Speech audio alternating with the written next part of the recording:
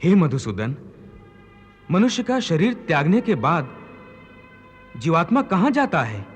मानव शरीर के त्यागने के बाद मनुष्य को अपने प्रारब्ध अनुसार अपने पापों और पुण्यों को भोगना पड़ता है। इसके लिए भोग योनियां बनी हैं, जो दो प्रकार की हैं, उच्च योनियां और नीच योनियां। एक पुण्य वाला मनुष्य का जीवात्मा उच्च योनियों में स्वर्ग में रहकर अपने पुण्य भोगता है,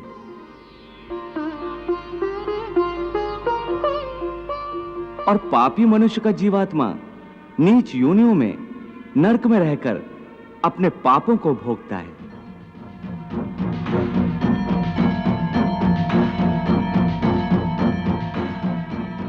कभी ऐसा भी होता है कि कई प्राणी स्वर्ग नरक का सुख दुख पृथ्वी लोक पर ही भोग लेते हैं। इसी लोक में?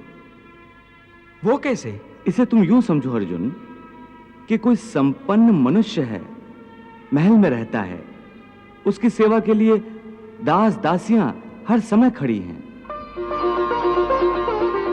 उसका एक इकलौता जवान बेटा है जिसे वो संसार में सबसे अधिक प्रेम करता है और अपने आप को संसार का सबसे भाग्यशाली मनुष्य समझता है। परंतु एक दिन उसका जवान बेटा अचानक किसी दुर्घटना में मारा जाता है। दुखों का पहाड़ उस पर टूट पड़ता है। संसार की हर वस्तु उसके पास होने के बावजूद भी वो दुखी रहता है और मरते दम तक अपने पुत्र की मृत्यु की पीड़ा से मुक्त नहीं होता। तो पुत्र के जवान होने तक उस मनुष्य ने जो सुख भोगे हैं वो स्वर्ग के सुखों की भांति थे, और पुत्र की मृत्यु के बाद उसने जो दुख भोगे हैं वो नरक के दुखों से बढ़कर थे। जो मनुष्य को इसी तरह इसी संसार में रहकर भी अपने पिछले जन्मों के सुख दुख को भोगना पड़ता है।